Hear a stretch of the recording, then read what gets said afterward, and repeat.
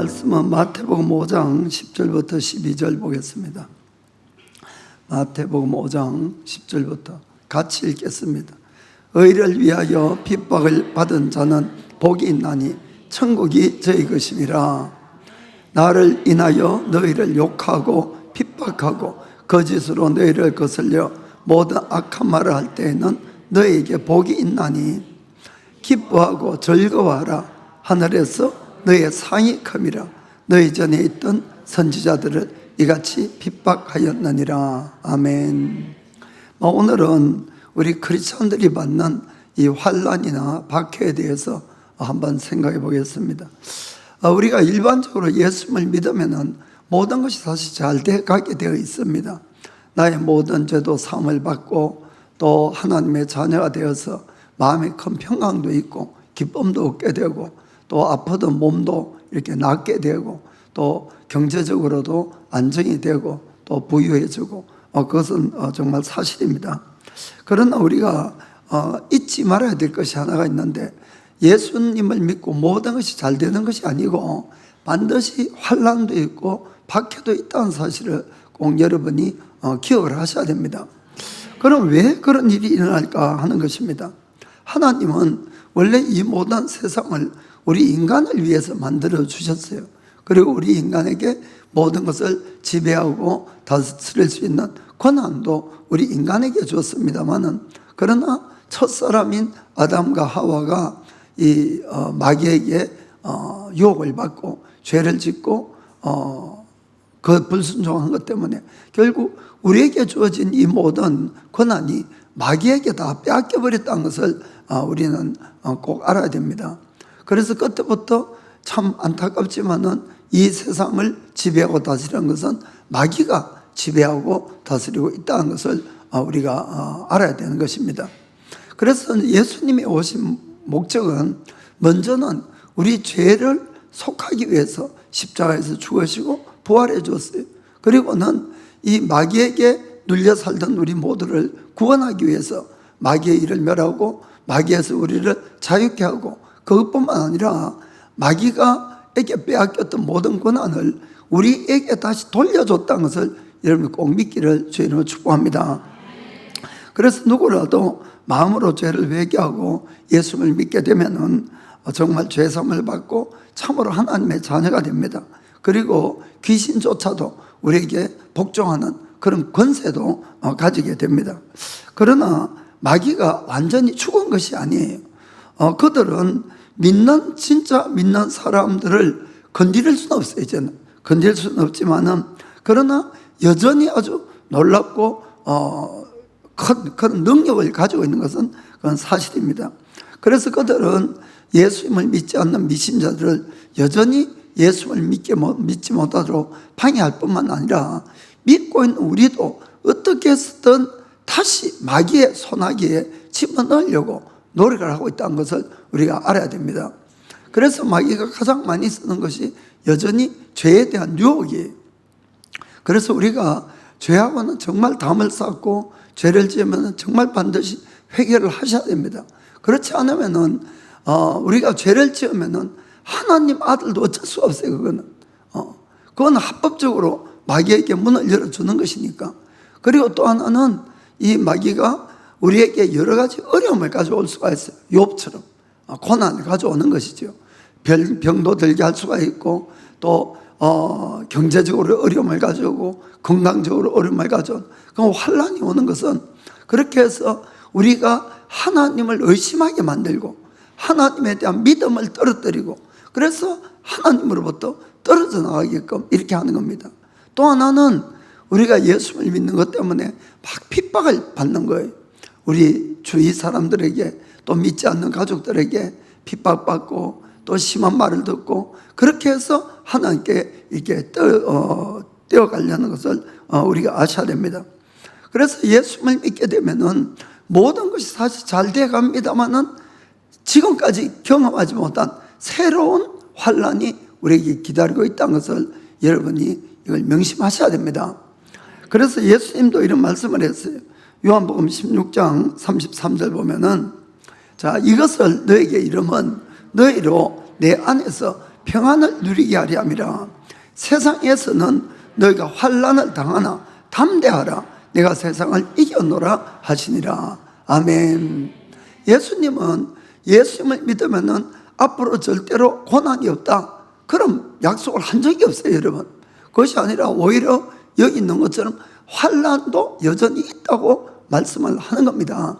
그러나 이 말씀을 미리 하는 목적은 환난이 왔을 때 놀라지 말라는 거예요. 두려워하지 말라는 거예요. 이미 세상을 이긴 예수님이 우리의 왕으로 계시다는 거예요. 그래서 여러분들이 환난이 왔을 때에 하나님이 환난을 없게 해달라고 이런 기도는 안 맞는 거예요, 여러분. 그것이 아니라 이 환난을 이길 수 있는 믿음과 용기를 달라고 기도하시기를 주의 이름으로 축복합니다. 네. 자, 그러면은 어떤 것이 의를 위한 핍박이 되느냐?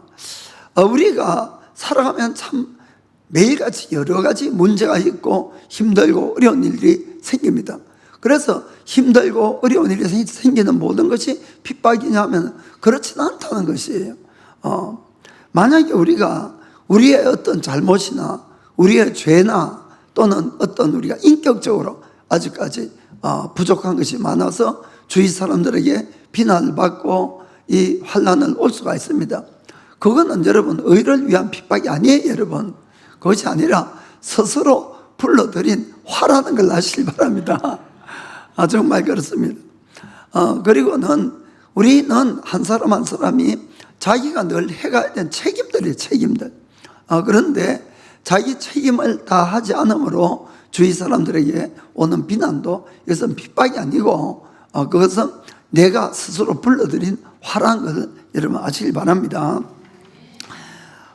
예를 들어서 학생은 공부를 하는 것이 일이에요, 공부하는 것이. 그런데 교회 간다는 핑계로 공부는 안 하고 뺀질뺀질 놀기만 하다가 성적 떨어져서 부모한테 혼나면은 그 핍박받는다 소리 하면 안 된다는 게 그거는. 그래서 당연한 거예요, 혼나는 것이.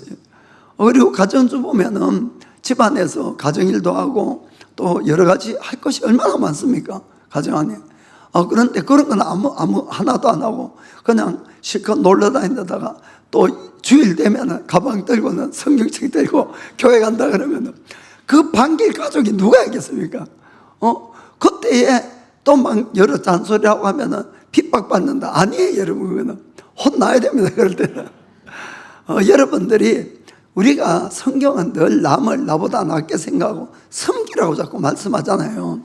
그럼 우리가 내가 가정주부면은 6일 동안 정말 가족을 열심히 잘 섬겨보세요. 그러면은 주일 되면 안 믿는 남편이 차 태워서 교회 보낼 거야, 아마. 야, 교회 가니까 아내가 변했다고, 좋게 변했다고. 무슨 말인지 아시겠습니까? 그래서 우리가 내 잘못이나 나의 부족함으로 받는 고난, 핍박 이런 것은 의를 위한 것이 아니고 스스로 불러들인 화입니다, 그거는. 자, 그러면은 무엇이 진짜로 이 의를 위한 핍박인가? 그것은 예수님은 나 때문에라고 했어요. 나 때문에. 예수님 믿는 것 때문에. 예수님 믿는다는 것은 우리가 예수님의 말씀대로 사는 걸 이야기하는 겁니다. 그렇죠? 그래서 내가 예수님의 말씀대로 살아가려면은 반드시 핍박이 온다고 성경은 우리에게 이야기를 합니다.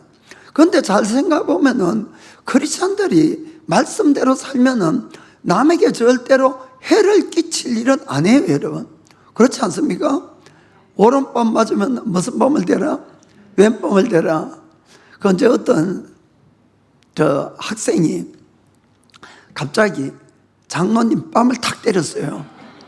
그러니까 장로님이 화를 푸르 내면서 이놈이 무례하게 무슨 짓을 하냐고 막 이렇게 가니까 이 학생이 아니 성경에 오른밤을 때리면 왼밤을 들어대라고 했는데 장로님이 믿음이 어떤지 한번 시험해 봤다는 거예요. 그러니까 이 장로님이 좀 얼굴이 머쓱해가지고 이놈아, 그런데 네가 때리는 것은 오른밤이 아니고 왼밤이었어. 그 화를 낸 거죠. 그리고 겉옷을 달라면 속옷을까지 내주라 그러는데, 그래서 진짜 크리스찬 삶을 사는 것은 남에게 해를 끼치는 것은 전혀 없어요, 사실은. 그런데 왜 바로 믿으면은 핍박이 오느냐, 왜 환란이 오느냐, 그 이야기입니다. 그 뜻은 뭔가 하면은 우리가 바로 믿는다는 것은 빛되는 삶을 사는 거예요. 죄 짓지 않고 바른 삶, 빛의 삶을 살면은 어둠 속에 있고 죄 있는 사람은 아주 불편해. 이게 이 같이 죄 짓는 건 좋아요. 그러나 바르게 사는 것만큼은 좀 안 했으면 좋은 거죠. 무슨 말인지 아시겠습니까? 그래서 요한복음 3장 19절에도 보면은 이렇게 되어 있어요. 그 정죄는 이것이니 곧 빛이 세상에 왔으되 사람들이 자기 행위가 악함으로 빛보다 어두움을 더 사랑한 것이냐. 그러니까 빛을 싫어하는 사람도 있어요, 여러분. 세상에다 이 교회 나온 사람이 아니고 세상 것, 이 나쁜 것, 어둠의 일, 그걸 더 좋아하는 사람도 많이 있는 거예요. 그런 사람들은 빛이 비치는 것이 싫은 거예요. 그래서 20절에 보면은 이렇게 되어 있죠. 악을 행하는 자마다 빛을 미워하여 빛으로 오지 아니하나니 이는 그 행위가 드러날까 하며. 그래서 자기가 나쁜 일을 하는 사람들은 절대로 내 주위에서 바른 일을 하는 것을 보지 못한다는 걸 아시기 바랍니다. 그래서 빛으로 오지 않을 뿐만 아니고 미워한다고 되어 있어요. 그러니까 박해를 하죠. 당연히 하지 말라고. 그러나 그럼에도 불구하고 우리는 바른 삶을 살아야 되는 겁니다. 왜냐하면 그 다음 구절에 21절에 이렇게 되어 있죠.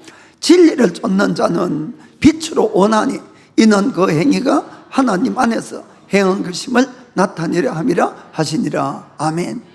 우리가 빛된 삶을 살면은 어떤 사람들은 진리를 쫓아서 우리의 빛으로 오는 거예요. 그리고는 구원을 받는 겁니다. 아멘.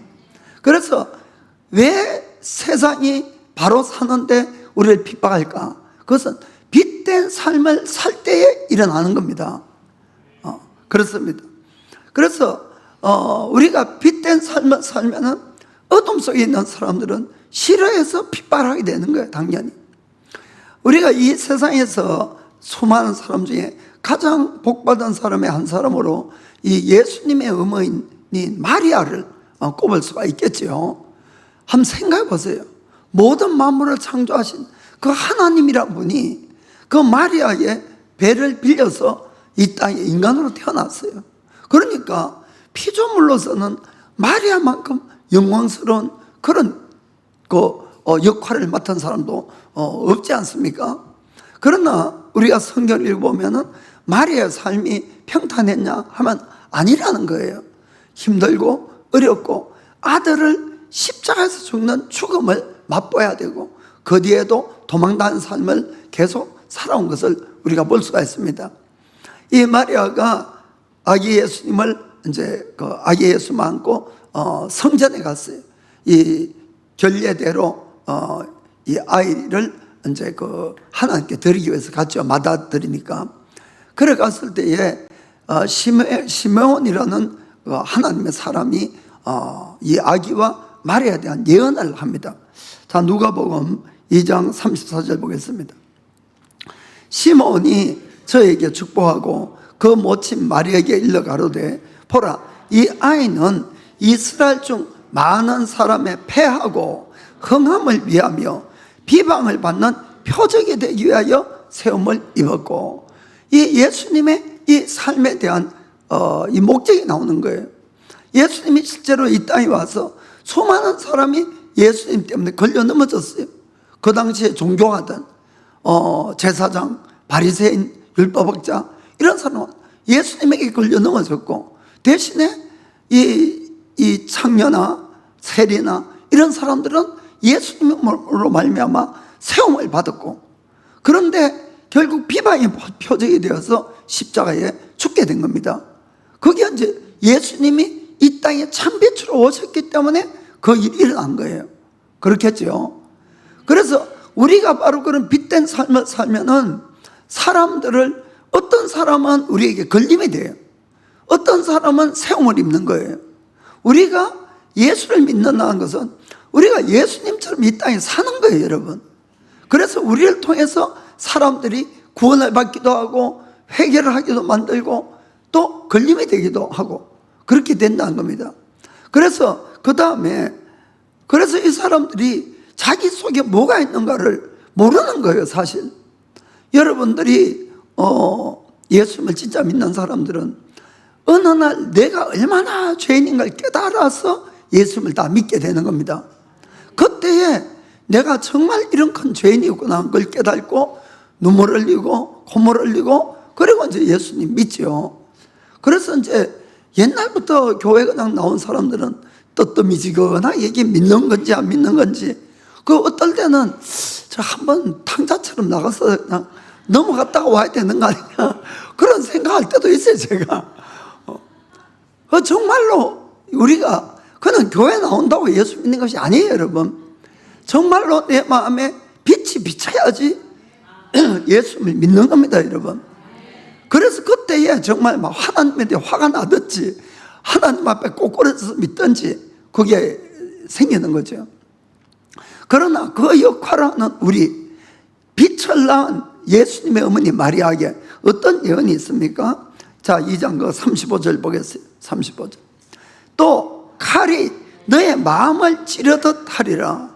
이는 여러 사람의 마음의 생각을 덜어내려 함이니라 하더라. 아멘. 여러분, 이게 바로 크리스천들의 삶인 거예요. 우리가 참된 빛의 삶을 사는 것은 사람들의 마음에 있는 걸 드러나는 역할을 하는 거예요. 뭐가 들어있는지 우리가 빛을 비추는 거예요.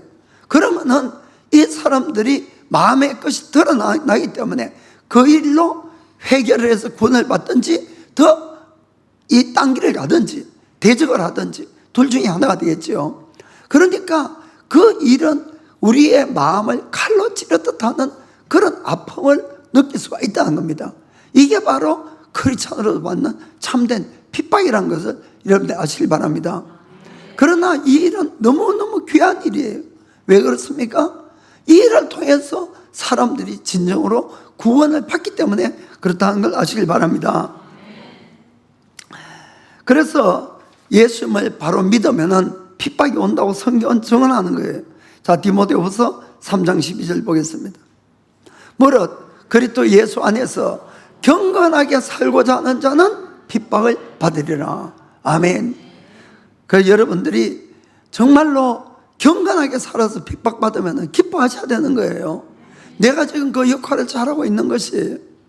만약에 여러분들 중에 이제 뒤늦게 예수 믿은 사람들은 뭐 옛날에는 뭐 다 술 마시고 담배 피우고 뭐 친구들하고 놀러 다니고 뭐 그렇게 다 했을 수가 있겠죠. 그러다가 어느 날 예수님을 만났어요. 눈물 콧물 다 빼고 예수님 믿고 이제 새 사람이 되겠다 하고 한번 바로 살아보세요. 그렇게 친하던 친구로부터 무슨 말을 들을까요? 야야야, 술맛 떨어져다 절로 가. 그래 되는 거예요, 여러분. 가가지고 술판에 가서 또 무슨 이야기 할까요? 예수 이야기 하는 거예요. 예수 이야기. 그럼 막 술맛 떨어진다고 막 그러죠. 그러고는 그 다음에 야야, 예수 믿는다 그러지 말고 너도 우리하고 똑같이 이러고 있다가 뭐 갑자기 이러냐고. 재수 그러지 말고 술 마시라고. 자꾸 술 권하고 담배 권하고 뭐 이렇게 하는 거예요, 여러분. 왜냐하면 불편하니까. 저 사람이 이상하잖아요. 아니 술 끊고 담배 끊고 좀 착하게 살면은 박수 쳐줘야 될 것 같아. 그것이 아니란 거예요. 어둠에 있는 사람들은 그게 너무나 불편한 거예요. 너무나. 그래서 우리가 그 역할을 그래도 계속 해야 되는 걸 여러분들에게 말씀을 드리는 겁니다. 왜냐하면 그래야만이 그 사람들 속에 있는 것이 나오는 거예요. 그리고는 생각하는 거예요. 저 인간이 왜 저렇게 변했지? 절대로 저 변할 인간이 아닌데 어떻게 저렇게 됐지? 그 생각을 하는 거예요. 그리고는 주님이 그럴 때 마음을 만지시고 그리고 그들도 구원의 길을 올 수가 있는 겁니다. 그런데 여러분, 술 주는 대로 다 받아 마시고 타협하고 놀러 갈 때 같이 다 놀러 가고 그러면 그 사람들이 하나도 안 불편한 거예요. 무슨 말인지 아시겠습니까? 절대로 핍박 안 해요. 절대로 좋아하지. 그러나 우리가 바로 살려면은 그 사람들이 그렇지 않다는 거예요. 그러나 그 바로 살아야 되는 이유는 바로 그 사람들도 구원으로 인도하기 위해서 그렇게 해야 되는 겁니다. 그리고 그것이 나에게 큰 상급이 될 뿐만 아니고 정말 하나님께 영광을 돌리는 일이 되겠죠. 그러나 우리가 타협하면은 절대로 핍박은 없어집니다. 아무도 같이 술 마시고 놀러 다니고 뭐 이러는데 누가 핍박해? 누가? 똑같은데. 그러나 우리 빛으로 이미 들어온 우리는 우리가 어둠으로 다시 가면 안 된다는 거예요, 여러분. 그들을 빛으로 인도해야죠. 그러기 위해서는 우리가 끝까지 바르게 살아야 되는 겁니다.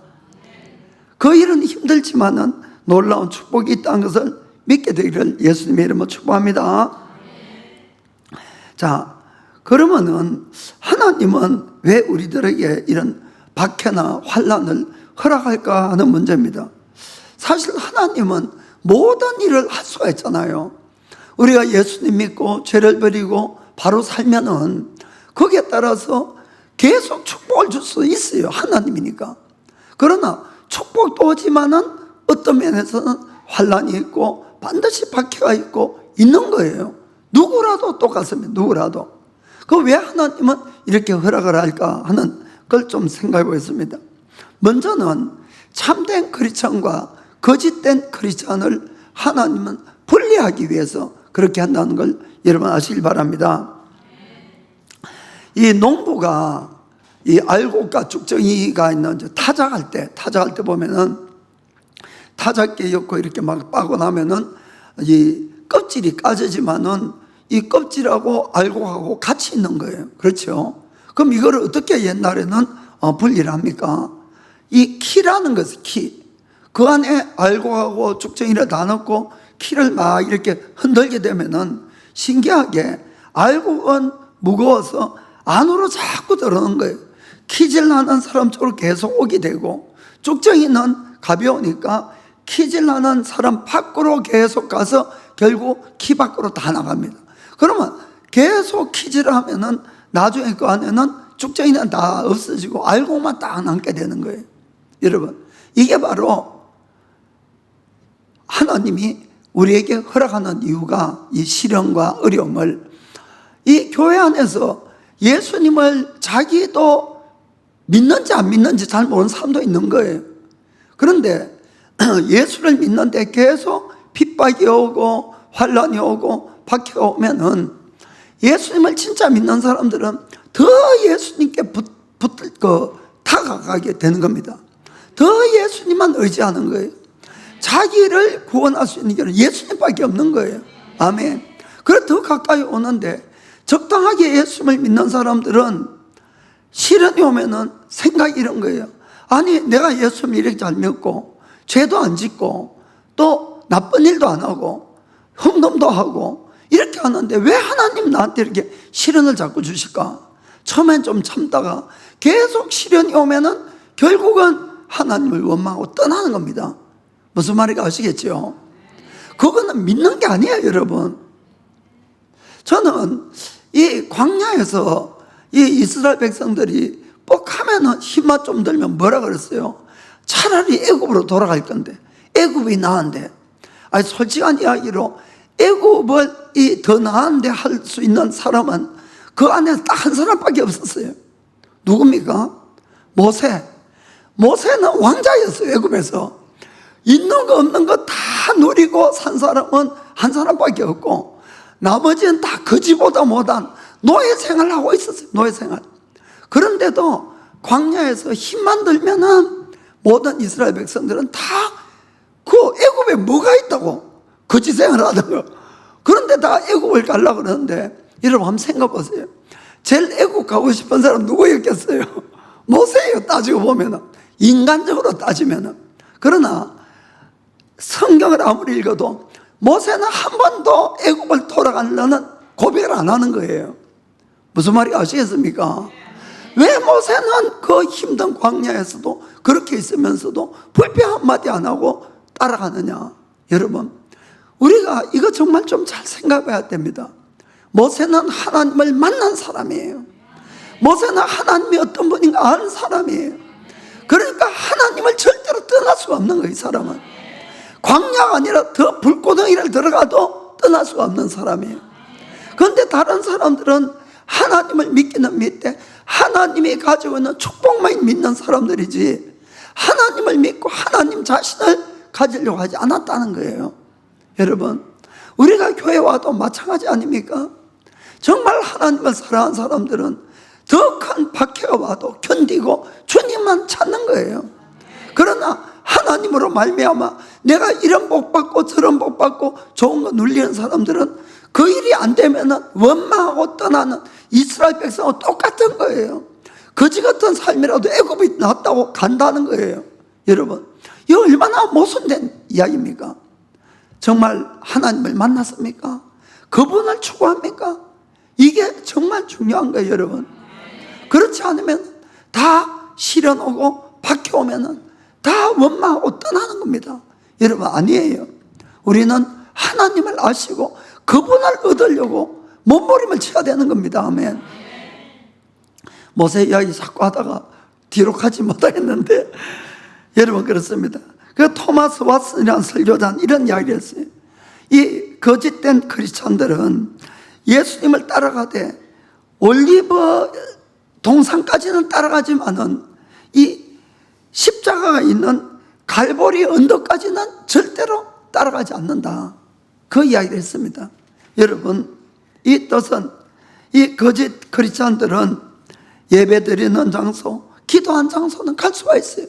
그러나 내가 십자가를 져야 되고 내가 희생을 해야 되는 그 자리까지 안 간다는 거예요. 여러분, 맞지 않습니까? 십자가를 모르고 십자가를 질 줄 모르면 크리스찬이 아니에요, 여러분. 그거는 정말 우리는 우리 자신이 정말 주님을 따라서 십자가를 그분을 위해서 희생을 할 각오가 있는지 없는지 여러분, 그걸 꼭 살펴봐야 될 줄 믿습니다. 또 우리가 시련과 박해는 우리 크리스찬들의 성품을 거룩하게 해주는 역할을 하는 겁니다. 우리가 이 세상에도 금이나 은이나 이런 것들은 이제 정제라고 그러나? 이것은 이제 그 금은을 이게 빼낼 때는 용광로에 넣어요. 용광로에 넣고 아주 뜨거운 온도로 다 녹힙니다. 이 금이라고 해서 뭐 금덩어리가 이렇게 또 떨어지는 것이 아니고 바위 틈에 금이 이렇게 섞여 있는 거예요. 그래서 이것을 이제 정제를 해서 이 금을 빼내야 되는데 아주 높은 온도에서 몇 차례를 걷어빼서 녹이면 녹일수록 순금을 얻게 됩니다. 순금을. 그래서 금 같은 거, 은 같은 거 귀한 것은 7번, 8번을 정제를 합니다. 이걸 순금을 빼기 위해서. 그래서 하나님은 구원받은 우리를 정말 하나님의 자녀 취급한다는 것을 믿으시길 바랍니다. 그러면은 여러분이 내 자녀가 있으면은 내 자녀가 얼마나 귀합니까? 교육도 좋은 교육을 시키고 싶고 좋은 것을 다 해주고 싶은 거예요. 그러기 위해서는 그 자격을 갖춰야 되지 않겠습니까? 그래서 하나님은 우리를 자녀로 삼은 이상은 하나님의 아들인 예수님과 똑같이 만들어 가려고 그때부터 우리에게 역사를 한다는 걸 이걸 여러분 믿으셔야 됩니다. 그래서 예수님 믿고 좋은 일만 생기는 것이 절대로 아니에요. 매일같이 힘들고 어려운 일이 생깁니다. 이건 누구를 만나고 똑같은 거예요, 여러분. 정도가 다르고 환경이 다르고 그 상황이 다를 뿐이지 똑같은 어려움이 오는데 목적은 한 가지예요. 뭡니까? 아들 예수님을 닮게 만드는 거예요. 우리가 예수님 믿었다고 지금까지 살아왔던 나의 인간적인 속성과 죄성이 하루아침에 없어지는 건 절대로 아닙니다. 이런 것들이 고난을 통해서 하나하나 스스로 내가 벗어버릴 수밖에 없는 거예요. 내가 그걸 붙들고 있으면 더 큰 고난들이 생기니까 이걸 결국 놓을 수밖에 없게끔 만드는 것이 바로 내 주위에 있는 고난이고 그런 박해가 환경이라는 걸 여러분 아시길 바랍니다. 내가 주님 외에 붙들고 있는 모든 것들, 주님 외에 믿고 사랑하는 모든 것 다 놓도록 만드는 거예요. 그게 바로 우리의 일생을 걸려서 하는 하나님의 작업이라는 걸 아시길 바랍니다. 우리는 다 태어난 것도 다르고 환경도 다르고 다 달라요. 다 달라. 그러나 예수님을 믿는 순간 똑같은 하나님의 자녀가 되는 겁니다, 여러분. 저는 하나님의 사랑에 대해서 되도록이면 묵상을 많이 하려고 애를 써요. 저 역시도 때로는 하나님 앞에 뭐라 그럴까, 막 부끄러워서 이야기하기도 좀 싫지만은 여러 가지 부족한 것이 많다 보니까 좌절할 때도 있어요. 혼자서. 그리고 하나님의 뭐라 그럴까, 사랑하시는 건 알겠는데 그 사랑에 더 깊이 들어가지 못한 나도 있고 그렇습니다. 그래서 하나님이 나를 얼마나 사랑하는 걸 여러분이 그것부터 좀 묵상을 하셔야 돼요. 그 사랑을 먼저 깨달아야지 내가 다른 걸 놓을 수가 있어요. 그 사랑에 반응할 수가 있는 겁니다. 그 여러분들이 하나님의 사랑을 정말 묵상하시기 바랍니다. 이 마가복음 5장에 보면은 예수님이 거라사 지방에 배를 타고 가세요. 그런데 그 가는 목적이 딱 하나 있어요. 딱 하나. 그 거라사 지방에 뭐가 있는가 하면 군대 귀신 들린 어떤 남자가 이 무덤가에 살면서 자기 몸을 찢고 해치고 이렇게 사는 남자가 있었어요. 지난주에 이야기했죠. 군대 귀신 이야기. 그런데 참 놀라운 것은 예수님이 거기 가서 그 사람에게 군대 귀신을 쫓아내고 바로 배를 타고 돌아간다는 사실이에요. 여러분 한번 잘 생각해 보세요. 예수님이 거라사 지방에 간 목적은 딱 한 가지라는 거예요. 그건 뭡니까? 그 군대 귀신 들린 사람을 불쌍해서 구원하러 간 거예요. 여러분 무슨 말인가 아시겠습니까? 우리는 내가 늘 보잘것없고 군대 귀신 들린 사람이고 무덤가에서 내 몸을 돌로 치고 이런 사람인지 몰라도 하나님은 사랑한다는 거예요. 무슨 말인지 아시겠죠? 그 사람 하나를 구원하기 위해서 가서 그 사람을 해방시키고는 바로 돌아가시는 거예요. 여러분 거기 가서 뭐 다른 집에 가거나 다른 병자를 고치거나 그런 내용이 하나도 없다는 겁니다. 바로 하나님은 그런 거예요. 나는 내가 생각할 때 그 군대 귀신 들린 사람처럼 아무 자격이 없는 것 같아도 하나님은 나를 사랑하셔서 어느 날 나를 찾아오셔서 예수를 믿도록 만들고 구원해 줬다는 사실을 여러분 정말 깨닫기를 믿기를 주의 이름으로 축원합니다. 그만큼 나라는 존재를 귀하게 생각한다는 것이에요. 이 세상에 얼굴이 똑같은 사람이 아무도 없어요. 쌍둥이도 똑같지 않습니다. 그건 무슨 말입니까? 다 귀하다는 뜻이에요. 다 귀하다는 뜻. 다이아몬드가 왜 비쌉니까?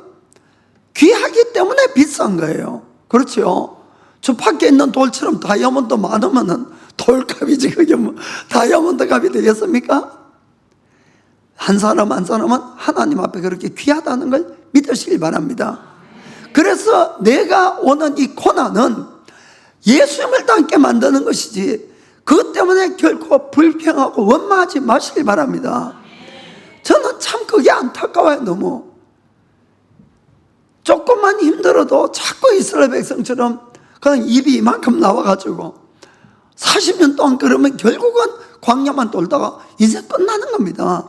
그것이 아니라 그 고난이 왔을 때에 야고보 사도는 심지어는 야고보서 1장 2절에 이렇게 이야기를 합니다. 내 형제들아 너희가 여러 가지 시험을 만나거든 온전히 기쁘게 여기라. 일본어 성경에는 이 위에 더 없는 기쁨으로 기쁘게 여기라 이렇게 되어 있는 거예요. 여러분 참 얼마나 시험들 이야기를 하는지 몰라요. 아니 시험이 오는데 뭐가 기뻐한다고 이것보다 더 기쁜 일이 없다고 이렇게 여기라는 거예요. 왜 그렇습니까? 3절 4절 읽어봅시다. 이는 너희 믿음의 시련이 인내를 만들어내는 줄 너희가 알미라. 인내를 온전히 이루라. 이는 너희를 온전하고 구비하여 조금도 부족함이 없게 하려 함이니라. 아멘. 우리가 하나님의 뜻을 잘 알길 원합니다. 결국 나로 하여금 예수님을 닮게 만들려고 그 어려움을 주고 이렇게 하는 거예요. 자 그러면은 이 하나님의 시선에서 봤을 때에 지금 내가 죽을 것 같던 저 인간 죽을 것 같던 이 환경 시련 이거를 기뻐해야 될까요? 싫어해야 될까요? 정답은 기뻐해야 됩니다. 그렇죠. 정답은 그래 정답을 알아야지 내 감정이 안 따라가도 그 사람이 나를 성공하게 만드는 거예요, 여러분. 나는 죽을 것 같아도 나를 힘들게 하는 그 사람 때문에 그래도 내가 인내하고 한 번 더 기도하고 그래도 주님 닮아가려고 그래도 그 힘들면서 그 사람을 위해서 기도하게 되고, 여러분, 이게 바로 우리를 위한 거예요. 나를 위한 거예요. 여러분, 한편 생각해보면은 나 때문에 그 사람이 지금 악역을 하고 있잖아요, 여러분. 그럼 얼마나 감사해야 됩니까? 악역하는 그 사람. 그렇게 우리가 생각을 좀 바꾸셔야 됩니다. 시련은 하나님께서 우리를 바르게 만들려고 오는 거예요. 온전하고 구비할 수 있도록. 아멘. 그렇습니다. 그래서 주님은 우리를 성화시키고 성장하게 하고 또 타락을 방지하기 위해서 늘 딱 문제를 늘 옆에 붙여놨어요. 사람일 수도 있고 환경일 수도 있고 건강일 수도 있고 사람마다 다 다른데, 그러나 나를 위해서 있는 거예요, 그게. 그 베드로 사도는 이렇게 말하죠. 자, 베드로전서 1장 6절 7절 읽겠습니다. 자, 그러므로 너희가 이제 여러 가지 시험을 인하여 잠깐 근심하게 되지 않을 수는 없으나 오히려 크게 기뻐하도다. 왜? 너희 믿음의 시련이 불로 연단하여도 없어질 금보다 더 귀하여 예수 그리스도에 나타나실 때에 칭찬과 영광과 존귀를 얻게 하려 함이라. 아멘. 결국 그 시련이 나를 믿음의 연단을 가져오고 정말 금보다 귀한 그런 존재로 만들어가는 걸 믿기를 주님으로 축복합니다. 그래서 여러분에게 시련을 주는 자가 여러분을 성공시키는 자라고 믿게 되기를 주님으로 축복합니다. 그 다음에 우리가 이 세상에서 오는 이 박해는 우리가 예수님께 속해 있다는 증거가 되는 거예요. 예수님께 속해. 예수님이 요한복음 15장 18절에서 20절 이렇게 말씀합니다. 세상이 너희를 미워하면 너희보다 먼저 나를 미워한 줄 알라. 자, 너희가 세상에 속하였다면 세상이 자기의 것을 사랑할 터이나 너희는 세상에 속한 자가 아니요 도리어 세상에서 나의 택함을 입은 자인 고로 세상이 너희를 미워하느니라. 내가 너희들을 종이 주인보다 더 크지 못하다 한 말을 기억하라.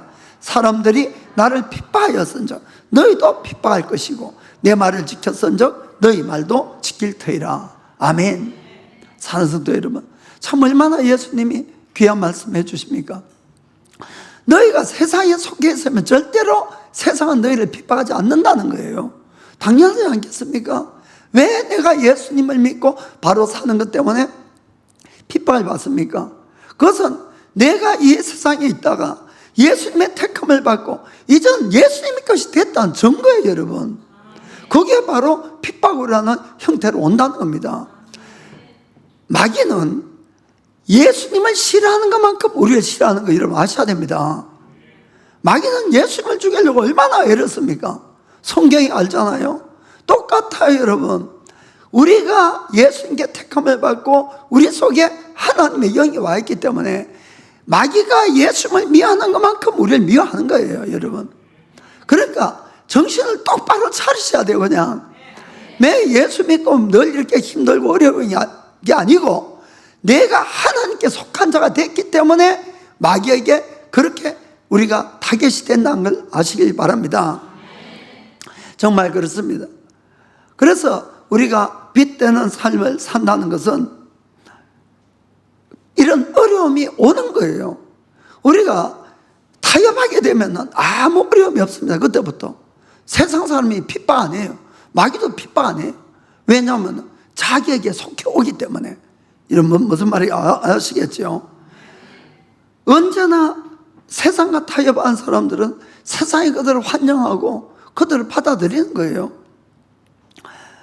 그러나 절대로 우리가 이 세상과 타협에서는 사람들을 구원으로 이끌 수도 없고 또한 우리 자신의 구원도 위험해진다는 것을 꼭 우리가 깨닫기를 축복합니다.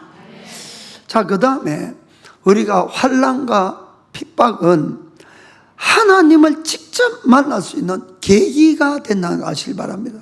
하나님을 직접 만나. 우리가 예수님을 믿으면서 언제 주님을 더 가까이 느끼느냐?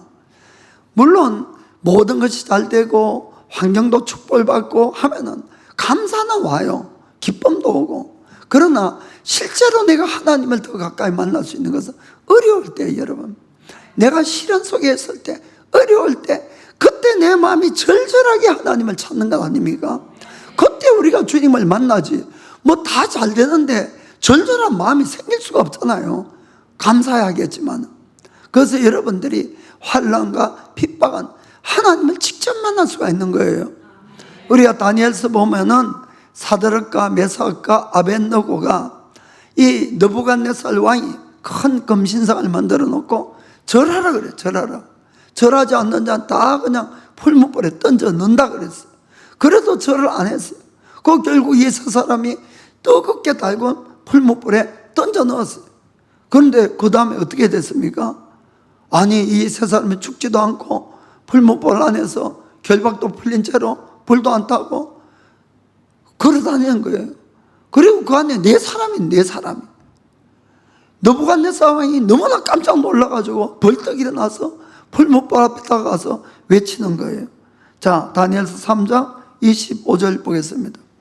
왕이 또 말하여 가로되 내가 보니 결박되지 아니한 네 사람이 불 가운데로 다니는데 상하지도 아니하였고 그 넷째의 모양은 신들의 아들과 같도다 하고. 아멘.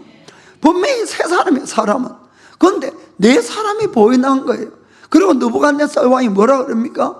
신들의 아들의 모양처럼 보인다는 거예요. 누구겠습니까? 하나님 그분이세요. 하나님. 우리가 고난 가운데 핍박 가운데 있을 때 우리를 버려두지 않는 거예요. 주님이 친히 그곳에 함께 와서 지키심을 믿기를 축복합니다.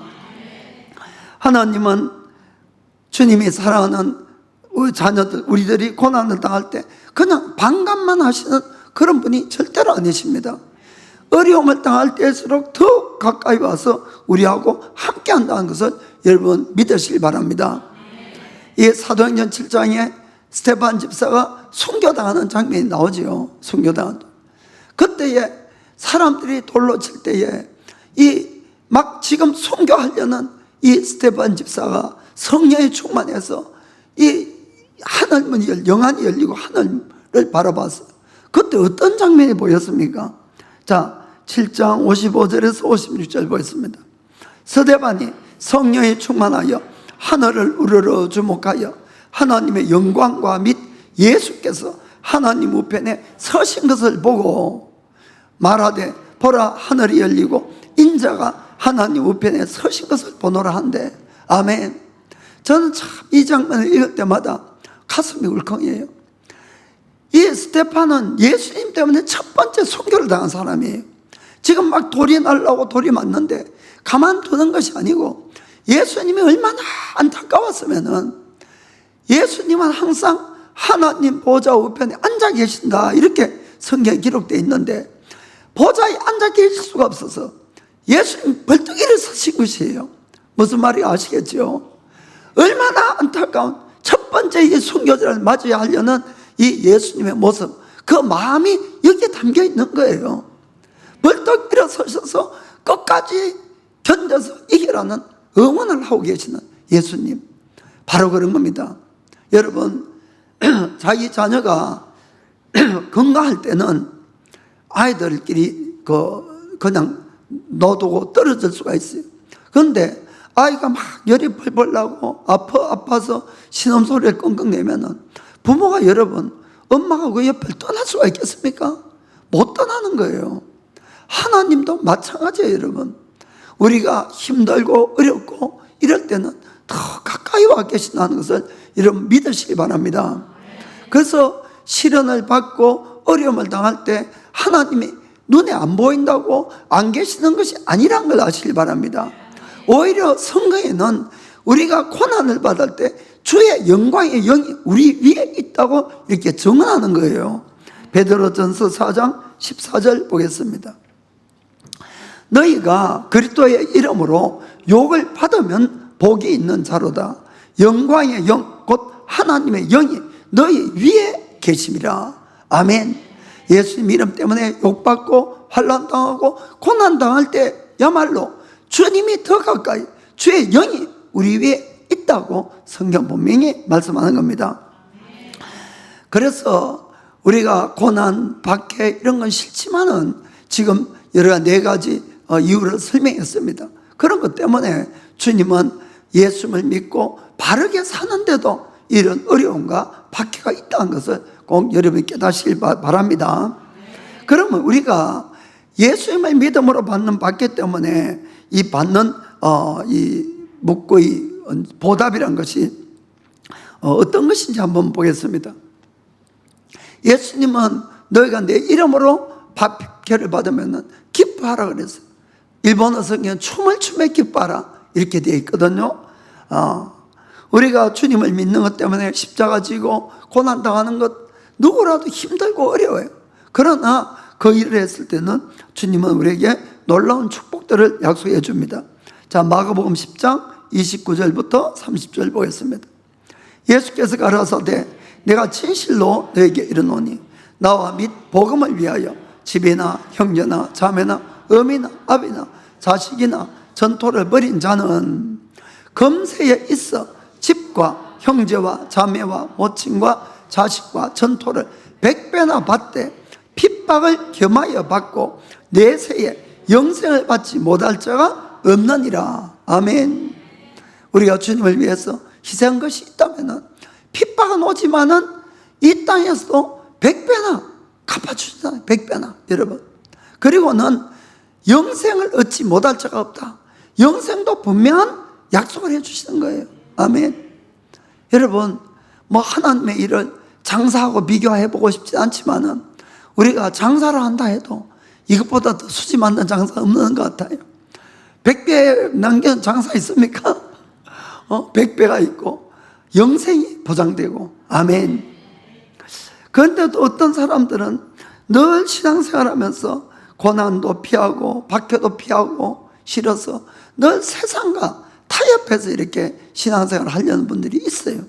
그리고 또 심지어 어떤 분들은 자기에게 주어진 십자가나 그런 희생할 것 책임을 하지 않고 살살 빠져나가서 신앙생활을 하는 것을 가장 현명하게 신앙생활을 하는 것처럼 착각하는 사람도 있는데, 여러분 그런 사람이야말로 가장 어리석은 삶을 사는 거예요. 여러분 정말로 우리가 참된 신앙생활을 가는 것은 주님을 위해서 내가 십자가 지는 거예요. 희생을 하는 거예요.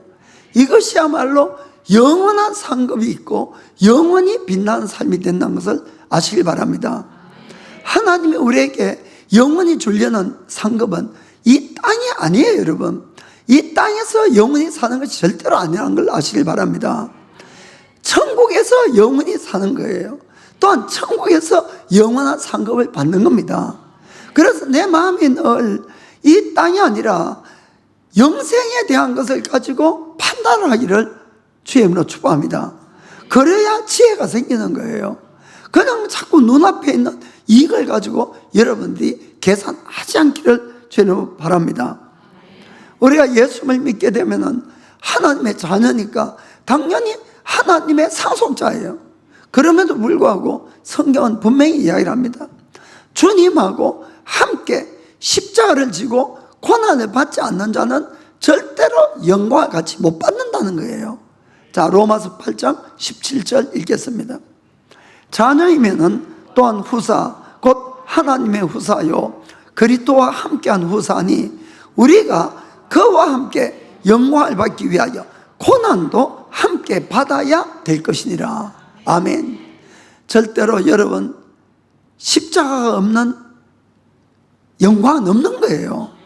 죽음이 없는 부활은 있을 수 없는 거예요. 여러분 우리가 십자가 빼고 죽음 빼고 영광과 부활을 얻는 것은 있을 수 없다는 걸 여러분들이 아시길 바랍니다. 이 초대교회 때 서머나 교회 감독인 폴리갑이라는 분이 있었어요. 이분은 아주 인품도 훌륭한 분이고 해서 주위에서 많은 존경을 받았어요. 그래서 서머나 지방에 그 로마 총독조차도 이 폴리갑을 정말 존경하고 사랑하고 있었어요. 그런데 어느 날 이제 로마 황제에게서부터 명령이 내려온 겁니다. 모든 크리스찬들을 다 죽이라는 거예요. 모든. 그것도 극형에 처해서 죽이라, 이렇게 이제 명령이 왔어요.